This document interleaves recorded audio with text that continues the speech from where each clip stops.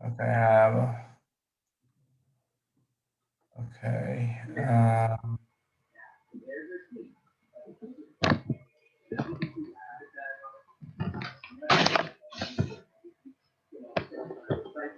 So let's see here. Okay, like the background screen that I have broke, so I have to use is there something in the background that you have like noise in the background?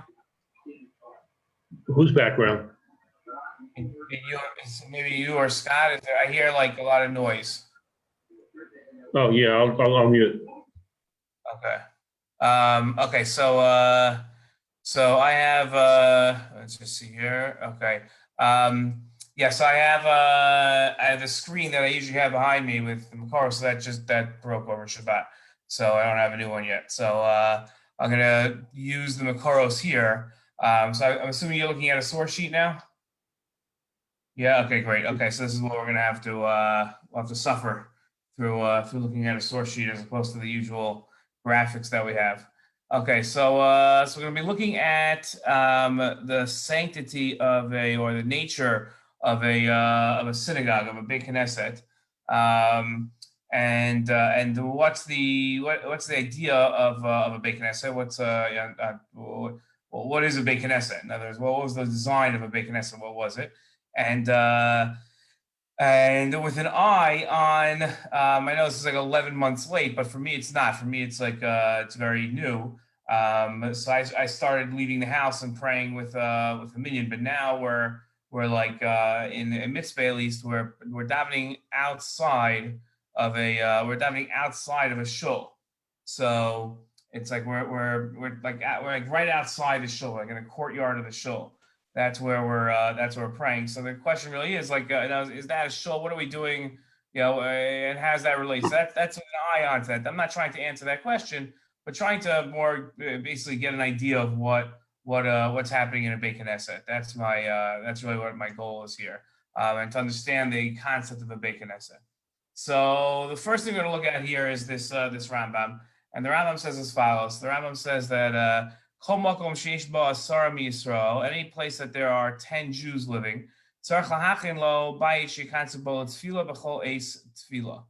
so anytime that you have 10 Jews living together, so they have an obligation, the 10 Jews together, to build a house that they can enter into for tefila at any time that they want to pray. Okay, so that's the obligation. And this place is called a beit knesset. That's what it is. It's a house of gathering. So it's a house of gathering for prayer whenever there's a scheduled prayer. And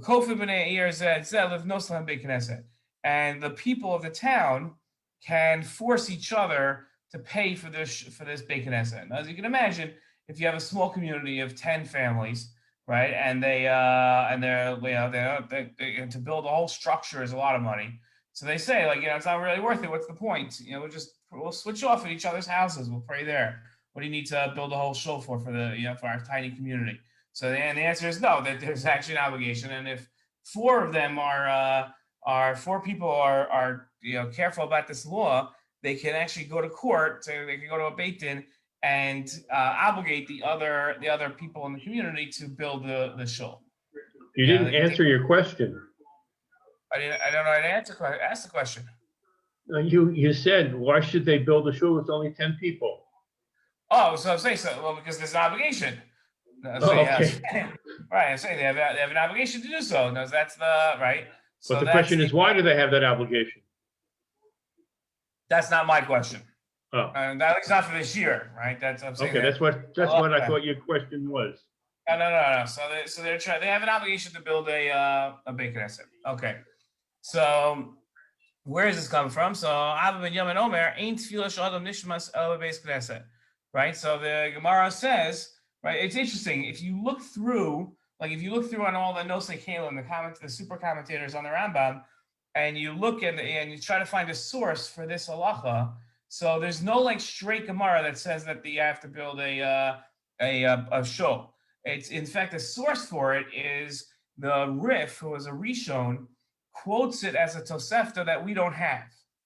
So the Rambam took it from the Rif as if this was halacha.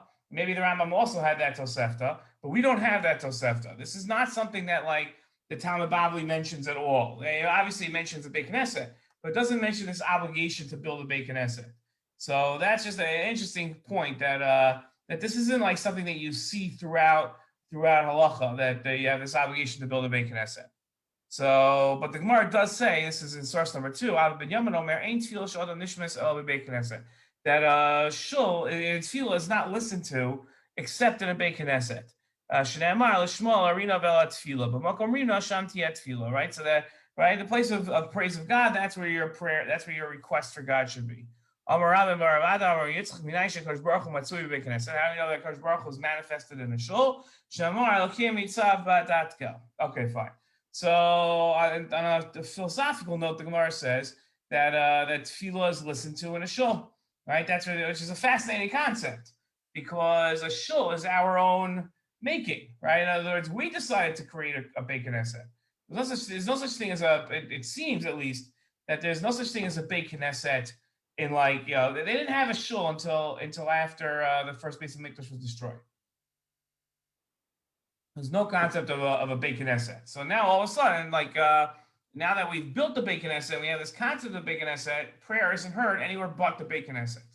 And this will remind us of when we talked about tefila b'tzibur, and the Rambam places it together, that tefila b'tzibur is always the answer to source number 3 here, even when there's sinners, right? And the Rambam says, therefore, a person should always try to join himself with the tzibur. Right, and he shouldn't have an individually. And a person should always rise up early and go to and join in with the Beit Knesset. Why? Because tefillah is never answered. Right, the only time, right? It's a double negative the Rambam uses here. So it says the tefillah is never answered at all times except in a shull. Meaning the only time you can be assured that your tefillos are always going to be answered at any time is if you're standing in a shull when you offer those tefillos. Okay, that's the that's how. Okay, so you see that within hilchos tefila, there's a strong a strong reason is to pray in a shull, right? That seems to be clear, right? From hilchos tefila, that's definitely true. Now the Rambam does something very strange here. Okay, he repeats the halacha. And this is something the Rambam, just to understand why this is so strange. It's not just strange because the Rambam rarely does it. There's a reason why the Rambam rarely does it. The reason why the Rambam rarely repeats a halacha is because what the Rambam's goal in the Mishnah Torah was to do was to take all of halacha, which had never been organized by topic before, and organize it by topic. So if I wanted to know all the laws of a certain subject, I would look in that subject. So to repeat the law is almost it goes against the whole reasoning for the book, right? The whole book is that you should be able to find all the laws of whatever it is in one place. So if you're going to tell me, okay, listen, there's the laws of prayer. What do the laws of prayer encompass? Okay, encompasses the text. There's times for prayer. There's a way you should pray. There's a way you should be dressed when you pray. All these laws, and there's also a place of prayer. Okay, fine. So it's intuitive, and that's why the Rambam has it, that the laws of a Beit Knesset are in hilchos tefila, because it's a halacha about tefila, right? That's what it is. So that makes perfect sense. Okay, but then you also have now, right? This is source number 4. The Rambam repeats the halacha. So how does repeating the halacha help us? Right now, it's like it throws us off. So the Rambam says, "Kofi b'nei zelasos." There's certain things that neighbors can do to each other, to obligate each other to do, right? So one of the things that they can obligate each other to do is to build a shull. We haven't learned anything new in source number 4 that we did not know in source number 1.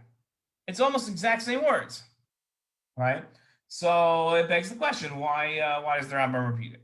Okay. You can't say that if a person gets a group of people together and they want to build a new yeshuv and they want to know how to do it halachically, so they go to the Rambam and they go to hilchos shechinim, and over there they'll see the halacha. If people want to learn about building a Beit Knesset, they go to a different part of the Rambam. Right. So I'm saying, but then the Rambam is going to be 8 times as long. right? Because the first question that you're going to ask is not how do I build a yishuv. The real question that if you were like a conceptual, like architect or city planner, your question would be, what does a city need? A city needs people praying. Okay, what do praying people need? Praying people need a synagogue. So therefore, and what does that? Where does that fall under? It falls under the laws of prayer. That's how you would. That's how you would think about it, right? So, or else you'd have every single halacha would be in 15 different places, right? I'd have the laws of Shema. What do I need for the laws of Shema? I need to concentrate. I need to have laws of concentration. Okay, so that's where I'll look for concentration, and then it involves covering my eyes. Okay, so then I should have laws of things. No, but the Rambam doesn't have those. He does have a hilchos shechinim already. Okay, so I'm saying so, but you'll have I'll think of another example, but you could have a lot of he has a lot. Yeah, I'm saying you can have there's a million examples you can give. Why hilchos Megillah has the laws of writing a Megillah. So just stick those with hilchos Sefer Torah, right? In other words, right? Why? Because it involves writing stuff and mezuzah, and then they have a laws. I'm saying that you can restructure it any way you want, but if you're thinking in terms of the mitzvah involved. So then this is the way the Rambam wrote it is perfect, and these outlying cases are strange. You have to ask why the necessity for it. Okay, when it comes to kedushas beis knesses, okay, so we know that there's such a thing in halacha as the beis knesset has sanctity. Okay, now what does that mean? It has sanctity. Right? What does it mean? It has kedusha. So what that means is that there are certain halachos that apply to a beis knesset that stem from its sanctity. Okay, that's right. That's what what it means sanctity. So, for instance, you can't eat in the beis knesset. You can't drink in the beis knesset. You can't joke around in the beis knesset. Right? Well, you can't sell a beis knesset unless in certain circumstances. You can't destroy a beis knesset unless there's like some sort of emergency. Right? So all these things. So the question is, what's the nature of this kedusha? What is the kedusha of a beis knesset? Where does it come from? The kedusha. Where does kedusha generally stem from? Right? Kedusha generally stems from. Let's take the example par excellence of kedusha. It stems from giving something to the Beis Hamikdash.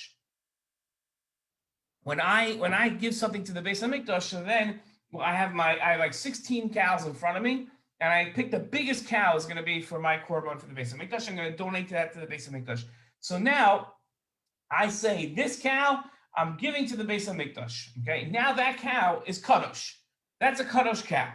Okay, and if I use that cow for my own personal needs, I violated something called me'ilah, right? Which then I have to pay the cost of the cow to the Beis Hamikdash and an additional fifth as a fine for as knas for doing it. Okay, for violating me'ilah. Okay, so that's how sanctity generally happens. A person has to sanctify the object. There's very few things that I can't think of any actually off the top of my head that have inherent kedusha. It requires a person to give it kedusha. Okay, so when something does have kedusha, the question I have to ask is, okay, what kind of kedusha does it have? What is this kedusha? What gave it its sanctity? Okay, so in here you have three different opinions. So the first one is the Uraim here in source number 6. And the Uraim says that he takes it from the Beis Hamikdash. You have a mitzvah of Mora Mikdash, and it's, by the way, the Uraim mentions this in a couple of different places. So it's not that it's in the Uraim's, but the Uraim is like the Rambam where he has a 613 mitzvahs. The Uraim has a book like that, and the Uraim is a Rishon. And so he mentions it when he mentions the Beis Hamikdash in a couple of different laws. He extends those laws to a Beis Knesset.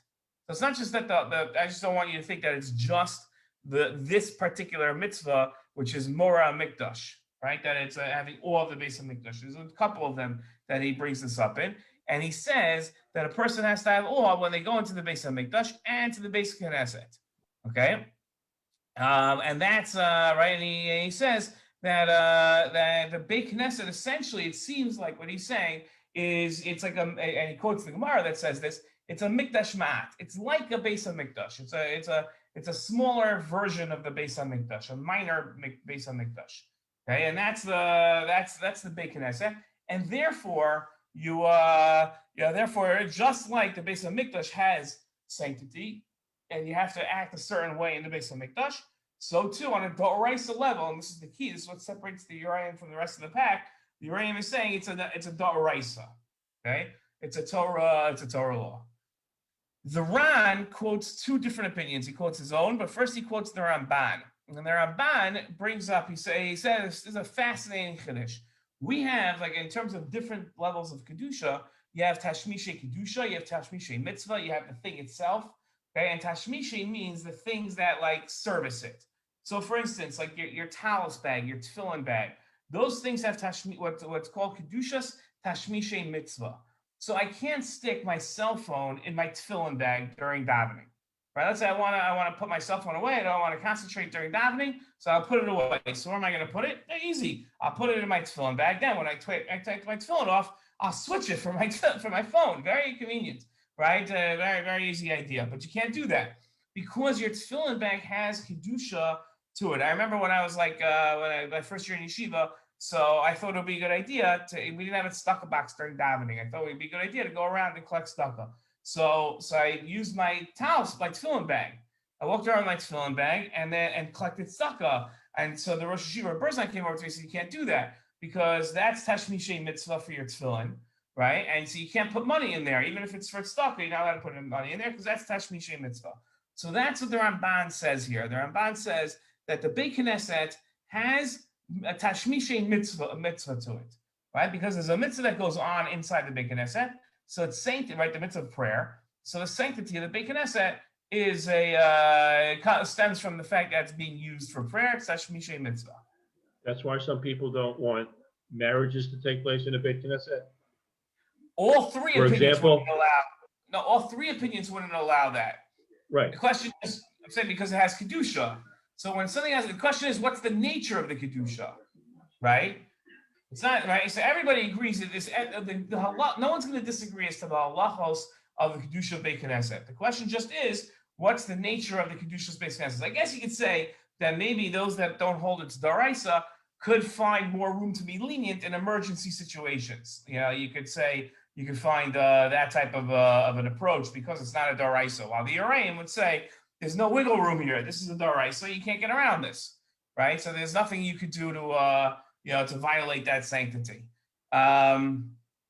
Okay, so the question just is, it's a very interesting thing to say. It's a very novel thought process to say for the Ramban to come along and say that it's Tashmishe mitzvah, right? It's just interesting. It's as if he's like just applying another area of halacha to Beit Knesset, as opposed to like where you have like a direct source. He's just saying like, I don't know if he's starting off by saying it's Tashmishe mitzvah because we're doing a mitzvah with it, or if he's saying that, look, we have all these halachos that we know that Beit Knesset has. We've had these halachos in the Gemara, so where do they stem from?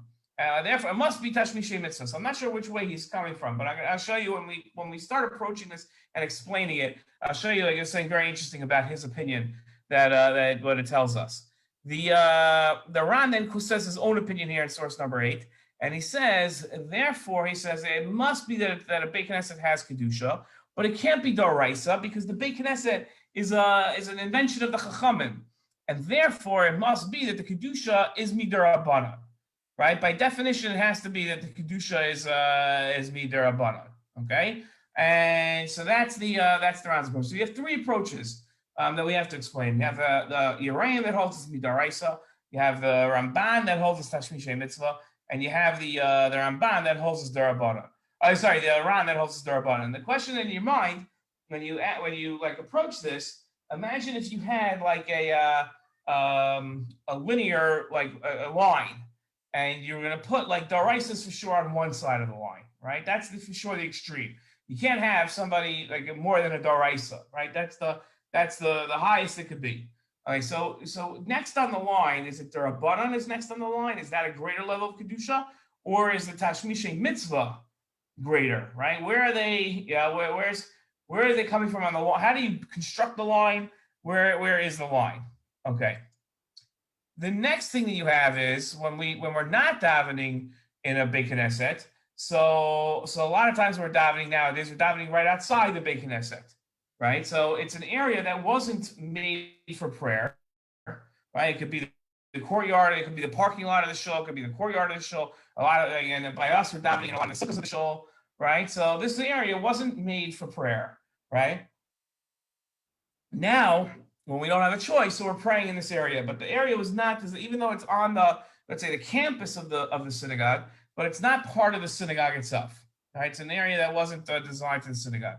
So the Gemara says like this: B'nei Yair shemachu rechova shel Yair. So the Mishnah in Megillah, in the third parak, goes through all these things that you can sell.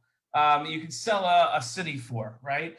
Sell parts of the city, sell things. And what are you allowed to sell? What you're not allowed to sell? There's a lot of things you're not allowed to sell. Like I can't sell my Sefer Torah unless it's for to marry off one of my children. It's only if I can't afford to marry off one of my children unless I sell the Sefer Torah or for Talmud Torah. Otherwise, I can't sell the synagogue. My Sefer Torah. It doesn't make a difference how great financial straits I'm in. If those two things I'm not financially unable to do, I can be starving. I can't sell the Sefer Torah. Right? It's not allowed to sell Sefer Torah. Probably also to release a prisoner. I don't know. I don't remember that, but it could be. Okay. So I'm not allowed to sell a shull. Can't sell a shull. So the question is, in every city they had like the city square, main square, the city center, right? So you had this like big street, main street. Okay. So the Gemara says, B'nei Yair shemachu rechova shel Yair. Let's say they sold Main Street. Okay, they want to sell Main Street. So lochim b'dama b'knesset. So you can only buy a shull with it. That's the only thing you're allowed to buy that spend on the money. The shull, the community wants to sell it. Okay, so why? Well, who cares? It's the rechova shel Yair. What's the difference? So the Gemara, so Rashi explains, B'nei Yair shemachu rechova shel Yair yesh bo kedusha, because the Main Street has kedusha. Why? In the first Gemara, because we're going to see in a second, they would pray. In one of the laws of Tanis, of a fast day, is that the whole community goes out to the city square, and that's where they pray. They leave the Beit Knesset, they go to the city square. That's one of the halachos of Tanis. So this is a place set aside for prayer. So the Gemara quotes a machlokas here in source number 11. B'nei Yair shemachu rechova shel Yair. Amar Rabba bar Chana, Amar Rabbi Yochanan, Zu divrei Rabbi Mנחem bar Yossi sistovna. Right? This is like a stam Mishnah. This was the opinion of Rabbi Mנחem bar Yossi. The Rechov does not have any kedusha. Rabbi Mנחem bar Yossi might have. So what does Rabbi Mנחem bar Yossi? Why does he say that it has kedusha? Right? Because the town people pray there. So once people pray there, then it has a level of kedusha. The Rashi says, what's the opinion of the Chachamim? Right? So he says, Rabbanan hahu akrei ba'ama. Akrei ba'ama ain't no tadir, but it's not a kavua place for prayer. This is not a kavua place for prayer, right? So then, therefore, right? So what's the debate here, right? What's the debate that we have here? And lastly, what about this idea? Okay, so who cares if we pray outside in the field, right? What's the difference? To go outside and pray in the field. And the Gemara quotes all the time that based to go out and pray in the fields. So the Shulchan Aruch says you shouldn't do this, right? You can't pray in a place that's all open. I don't really fully understand what's happening here in this halacha, okay? Because I'm going to explain the what, but I don't understand the why here. I don't know why they think this way. So he says that when you're in a enclosed area, so you have more fear of the king. Okay, when you're out in the field, right? Says the Beis Yosef says, and your heart is broken. Okay, but like this is Rabbi Abuhav. He said that no, when you're outside in like an open area, you're not going to feel that modest and that humble and that low down in front of your Creator that you need for prayer, right? There's no concept of that from the depths I call out to you if you're outside. I can't explain why that is. That I can't explain. I've never felt that. I don't know. I've never felt like more arrogant outside davening in a field. Let's say on a trip somewhere and you stop and you have to pray in the field. So I don't know. I've never felt any more emas hamach if I'm inside a Beit Knesset than if I'm out in the field. So I don't know. It's hard for me to explain this. But what's interesting is that Tosfos here says Tosfos has a good question. He says, wait a minute. It says that Yitzchak davened in a field. And not only does it say Yitzchak davened in the field, so I guess Yitzchak it wasn't the best prayer. But that pasuk is our example for mincha. Right? So you could say that maybe we're just taking the obligation to pray, but not the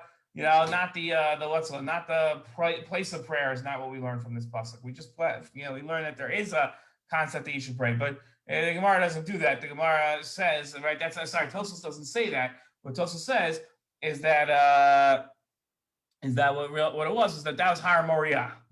That was the Temple Mount, and therefore there was right. So he says, the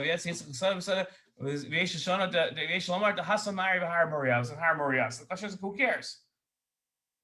Okay, so it's on Temple Mount. We've all been to the Kotel, right? That's not the greatest place for prayer, right? That's the one place I can understand when it says you shouldn't. I don't know. For me, at least, there's a lot of distractions going on at the Kotel, right? People are running back and forth, and you've got noise, and you've got right. So it's okay. I mean, it's not exactly the Temple Mount, right? But it's as close as like you can get literally today. Yeah. So that's to pray. So that's okay. So that's my question: is why is it if it's outside? Right, and there's no walls, but there's certain places you can pray. Okay, like Har Moriah. Okay, and so let's look at let's try to answer some of our questions here. Okay, so the first thing is this Rambam here in Hilchos Deos, I think is going to help us out a lot. This is the Rambam in source number 15. It's a throwaway halacha. I don't mean that sounds weird to say that, but the fourth parak of Hilchos Deos is like the Rambam's idea of medicine and how to live healthily. Right? It's not like halacha. It's the furthest thing from halacha. So here the Rambam says, "Kol shirei ein bo asar dvarim ha'elu ein tamid chacham rasha ladurba." Okay, so you can't. A tamid chacham is deciding where he's going to live. He can't live in a city unless it has these 10 things in it. Okay, you have to have these 10 things in it. It doesn't have these, then you can't live there. Okay, so one of the things that he has is a shull. A Beit Knesset. There has to be a Beit Knesset in the town. There's no Beit Knesset in the town. The Talmid Chacham shouldn't live there, right? This should be one of his things. Okay. So the question is, what kind of halacha is this, right? When he says that a Talmid Chacham has to live in a place with a Beit Knesset, what's he talking about? This, I think, if we go back to source number 1, or source number 1 and 4, where the Rambam repeats the same halacha. Here's what I'd like to say to explain it. I think that there's 2 dinim to a Beit Knesset. There's 2 aspects to a Beit Knesset. The first one is that the Beit Knesset is a place of prayer, as the Rambam says in hilchos tefila. It is the ideal place, if not the place, that a person should pray, is the Beit Knesset.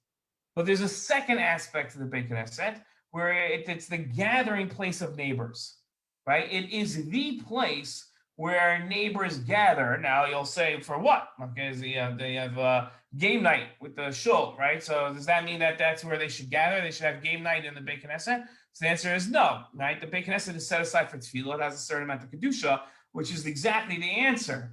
The only time the shechinim should be gathering, right? There's no social nights in the Rambam's construct of halacha, right? That concept didn't exist.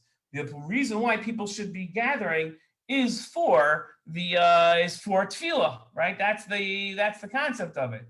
So the Rambam repeats the halacha to tell us that there's 2 aspects to this. It's similar to what my father was saying, that there's halachos of tefillah, of prayer, right? That's one aspect of the Beit Knesset. That's one purpose of the Beit Knesset. But the other purpose of the Beit Knesset is, or I shouldn't say purpose, but the nature of the Beit Knesset it is the place of gathering. And therefore, the Rambam in Hilchos Tefillah, the Rambam's only telling us about the purpose, the nature of the Beit Knesset as a place of prayer. But he doesn't explain it as the place. So for prayer's sake, neighbors can force each other to build a place of prayer.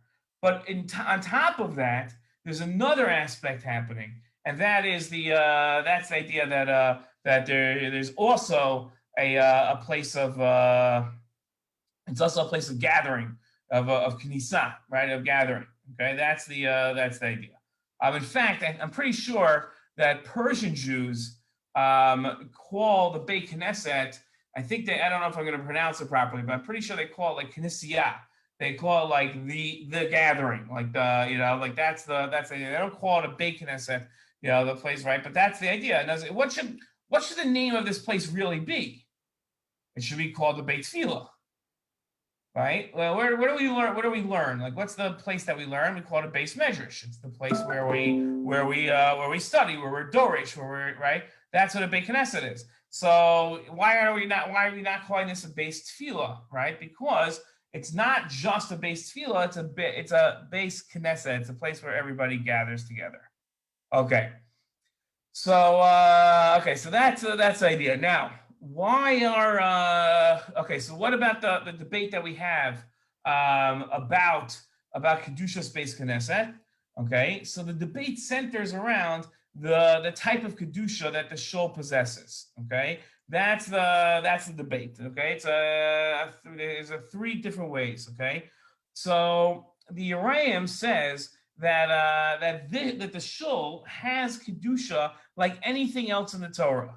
Okay, how does it have kedusha like anything else in the Torah? Because it's an extension of the Beis Hamikdash, right?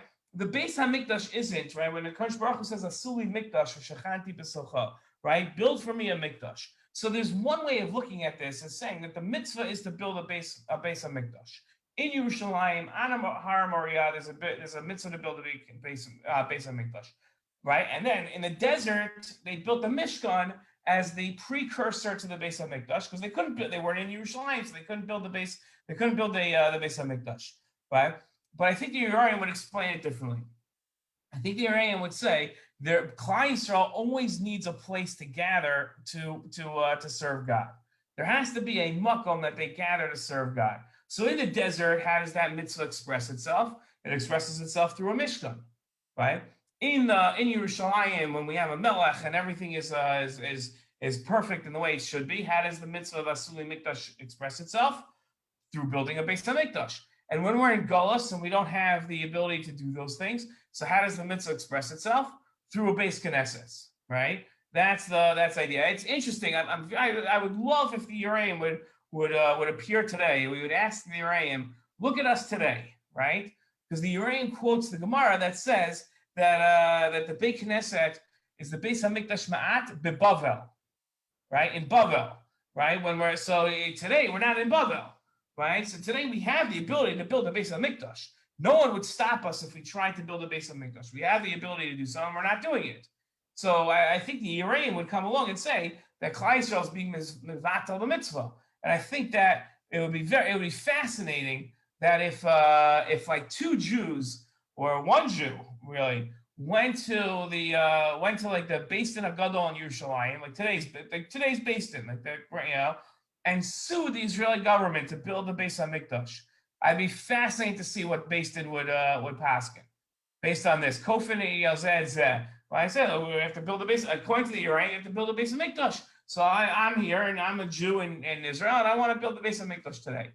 And we should build it. Yeah, obviously that's not based in that has the Israeli government gives them some powers, right? I think that's where it would end very fast. But but that's what we're not doing the mitzvah according to the Uriah. That's how I would understand it. But in any case, the kedusha of the Beis Knesset, what does it stem from? It stems from the mitzvah of kedushas Beis Hamikdash. Now, remember we talked about the linear line, right? So the next thing on the line of kedusha, I think the simple approach would be to say, well, the next thing is after Doraisa is Derabanan. There's a Derabanan level of kedusha. But I think once the Ran said, and then would be the Ramban's Tashmishay mitzvah, right? Because that's a lower level of kedusha. But I think it's the opposite. I think what the Ran is saying, and I'm going to skip the Ramban and then go to the Ran for a second. I think what the Ran is saying is that there's actually no kedusha to a Beis Knesset. There is no kedusha to a Beis Knesset, right? That inherently inside a Beis Knesset, it's a place that's a poor substitute for a place. The Chacham came along and said you have to have a place to pray. But there's no inherent kedusha like the Uraim says. The Uraim says there's inherent kedusha to such a place. When you create such a place, a makom tefila, there's inherent kedusha to that place, right? There's on a doraisa level, there is actual kedusha. According to the Ran, how does the Beis Knesset get kedusha? The Rabbanan have to institute it. They have to create a rabbinic kedusha. When the Rabbanan create a rabbinic kedusha, they're not saying there's a doraisa kedusha here. They're saying, in essence, when they say that the fact that we have to create kedusha means that there is no kedusha to the Beis Knesset, and therefore we have to create it. Right? So for whatever purpose that they're instituting kedusha, you can see it's a very logical thing to do to make sure that people don't treat it like an arena in a sports complex. But you have to go ahead and you have to by having to create the Beis Knesset, right? By the fact that the kedusha of the Beis Knesset, by having to institute that kedusha, what the Ran is essentially saying is there is no kedusha to it. there's no kedusha to the Beis Knesset, and the Rabbanan have to come along and institute kedusha. So I think that on the opposite spectrums that you're going to have is you have the Uraim on one side, the Ran on the other, the Uraim going ahead and saying that the kedusha is inherent daraisa kedusha to it, and the Ran coming along and saying the kedusha is fabricated. It's not fabricated, but it's not inherent kedusha like you have in a daraisa. I think that's what you say. Did you want to say something? I was going to say, according to the Ran, where the kedusha is created by the Rabbanan, I thought the kedusha was created by man creating the kedusha the way he does when he writes a sefer Torah or tefillin. Right. So here, right. So here's I say what's happening here, right? If I walk by a sports arena and say that's kadosh, so no, it's not. Right? It only becomes kadosh when it's set aside for a purpose that generates kedusha. So the question is, if I walk by a shull, I build a shull, right? And I say this building is going to be used solely for prayer. That's what it is. It's a beis tefila. This is my Beit Knesset. It's my beis tefila. So the Uriah would say, that has inherent kedusha because you've created a place that it's a place of kedusha. Now, I wouldn't have kedusha unless you said it was a Beit Knesset. So it's man generating the kedusha, but it's a real kedusha. That kedusha exists. The Ran, if the Ran before the Rabbanan came along with this idea of kedusha's Beit Knesset, if you built a house and just said, okay, this is a place of prayer, so does that have kedusha? The Ran would say, why would it have kedusha? Right? Well, just because it's a place of prayer, right? So, for instance, if I made a place, you brought a case of tefillin. So let's say I made a place where I built my chesed is I love tefillin being written. So I create a building and it's air conditioned and it's nice and has a cafeteria. And I say all sofrim are invited to come write their tefillin here. It's comfortable here, and if you come here, you give a stipend. So does that building now have kedusha? If the building's there for everybody to do a mitzvah, right? It's set aside for a holy purpose, right? But doesn't have kedusha because what gives that building kedusha? Just because everybody inside is doing a mitzvah? Says the Ramban, yes. The Ramban would say, yeah, that it does. Because why? It doesn't have the kedusha that the Uriah is talking about. The kedusha is based on mikdash, and there's no reason why the Rabbanan need to create a kedusha because we already have an existing level of kedusha, and that's why it's in the middle. Because the Ramban is not creating kedusha. He agrees that there is kedusha, just not at the Uriah's extent of daraisa. The Ramban says it has the kedusha of tashmishay mitzvah because it's being used for a mitzvah. So it's not the same level of kedusha that you would have in a shul. The Uriah's daraisa shul, and have a concept of mora there. You don't have mora there, but you can't use it in a disparaging way. That's what tashmishay mitzvah is all about. Right? So that's the idea. And the reason that in the Rambam's first source that you quoted that in addition to building the Beit Knesset, you have to buy Torah and Nevi'im and Ksuvim. That's because we do have Torah in the Beit Knesset? Like where does I don't think that I'm not sure if that has I have to look into it, but I wouldn't be so sure as to assume that second, the sefer of this halacha, that you have to go ahead and buy sefer Torah and Nevi'im Ksuvim has anything to do with the shul. For the community. Right. I don't know if that's a din in the shul. I'm saying I don't know if that's community. Right, whatever. I don't know. Yeah. I'm saying I don't know. That's my point. I don't know. Okay. Well, why would the Rambam put that in that halacha? I don't know. I'm saying I have to look into it. I don't know. I'm saying it's sure. There's very good reason to think that it does have to do with it, but I don't know. I just wouldn't want to say it until I look into it. I don't know. That would be my first question. If it turns out that has nothing to do with Beit Knesset, then why is it with Beit Knesset? But I'm not sure. Okay. Then we had this debate between Rabbi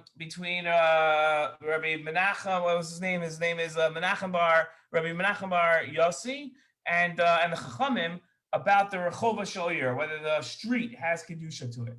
So the debate here is this is a fascinating debate. And this is really our whole sugya here in one line. What generates kedusha, right? What generates kedusha for the Beit Knesset, right? For the Beit Knesset, what is it? So you can imagine two people standing outside a shul and saying we're going to daven outside in the by the pergola. That's where we're gonna daven outside in the outside area. and somebody else objecting and saying, no, we want to daven in the shull because it says that's where our tefillah is going to be answered, the shull. And the person saying, this is also the shull. What's the difference? It's owned by the shull. It's the area of the shull, right? And everybody's praying in it. That's where we're going to pray. This whole year is going to be right here. So it's a place of prayer, right? And the other person is going to sit there and say, but it's not really the Beit Knesset. That's not what the Beit Knesset is. The Beit Knesset has the Aron Kodesh, has the Bima. It's the place that we designed for tefillah. So this is where Rabbi Mנחem bar Yossi would say that if it's set aside even just for the purposes of prayer, not in a consistent manner, but there are times that we do daven out there, so that's enough to give it this kedushas based Knesset, and therefore you have to treat it in a special way. There's halachos that are generated by that kedusha. The Chachamim say that no, a place of prayer is a place that's set aside for prayer, right? That's where you play. That's the whole point. It's a bayit that is set aside solely for prayer, and it's used for prayer whenever they want to pray. Look at the Rambam's language here. He says, right? He says,